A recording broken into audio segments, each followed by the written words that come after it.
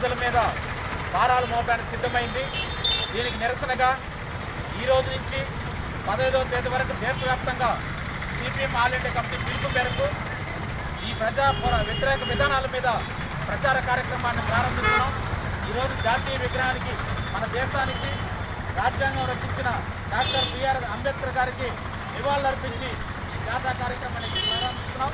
ఎందుకంటే ఈరోజు doctor BR Ambedkar గారు రచించిన రాజ్యాంగాన్ని ఈ బీజేపీ ప్రభుత్వం పూర్తి పడుతున్నది.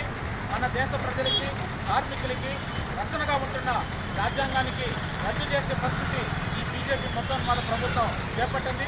దానికోసం మన దేశాన్ని కాపాడుకోవడానికి మొత్తం దేశ ప్రజలందరూ కూడా మరో స్వాతంత్ర పోరాటానికి సిద్ధం కావాలని చెప్పి ఈరోజు సిపిఎం ఆల్ ఇండియా కమిటీ పిలుపు మేరకు దేశవ్యాప్తంగా ఈ ప్రచార కార్యక్రమాన్ని ప్రారంభిస్తున్నాం. చిత్తూరు జిల్లాలో కూడా చిత్తూరు జిల్లాలో ఇప్పటికే దళితుల మీద, బీసీ, ఎస్సీ, ఎస్టీ మైనార్టీల మీద దాడులు రోజు రోజుకు పెరిగిపోతున్నాయి. కార్మికుల మీద దాడులు పెరిగిపోతున్నాయి. కాంట్రాక్ట్ కార్మికులను పర్మనెంట్ చేయకుండా ఇబ్బందులు పెడుతున్న పరిస్థితి ఉంది. ఈరోజు సుప్రీంకోర్టు ఏదైతే తీర్పు ఇచ్చిందో ఆ సుప్రీంకోర్టు తీర్పు ప్రకారం కాంట్రాక్ట్ కార్మికులకి, పంచాయతీలు పనిచేసే వాళ్ళు, మున్సిపాలిటీలో ఇతర రకాల పనిచేస్తున్న కార్మికులకి కనీస వేతనాలు అమలు కావడం లేదు.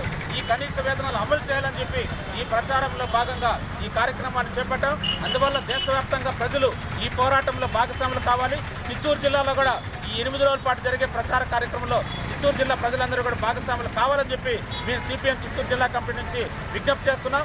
కేంద్రంలోని మోడీ ప్రభుత్వానికి మొత్తం దేశవ్యాప్తంగా ప్రజలు హెచ్చరిక చేయకపోతే వీళ్ళు చాలా దూకుడుగా ఈరోజు మతోన్మాద విధానాలను తీసుకొస్తున్నారు. అందువల్ల ఈ ప్రజా వ్యతిరేక విధానాలని పూర్తిగా మనం వ్యతిరేకించకపోతే చాలా వేగంగా కార్పొరేట్ శక్తులకు అప్పగించే ప్రయత్నం చేస్తోంది. అందువల్ల కార్మికుల్ని, అదేవిధంగా రైతాంగానికి చాలా ప్రమాదకరమైన ఆర్డినెన్స్లు తీసుకొచ్చారు. ఇప్పటికే రైతులు ఈరోజు గిట్టుబాటు ధర లేక, వ్యవసాయం లేక చాలా ఇబ్బందులు పడుతున్నారు. ఆత్మహత్యలు రోజు రోజు ఎక్కువ అవుతున్నాయి. ఇలాంటి సందర్భంలో ఈ కరోనా సమయంలో ప్రజలందరూ కూడా ప్రాణాలు గుప్పెట్లో పెట్టుకొని ఇబ్బందులు పడుతున్న సందర్భంలో కాపాడాల్సింది పోయి, వాళ్ళని ఆదుకోవాల్సింది పోయి వీళ్ళ ఇక భారాలు పంపే ప్రయత్నం చేస్తున్నారు. ఇప్పటికే గ్రామీణ ప్రాంతాల్లో చెత్తకు డబ్బులు వసూలు చేసే కార్యక్రమం ప్రారంభమైంది.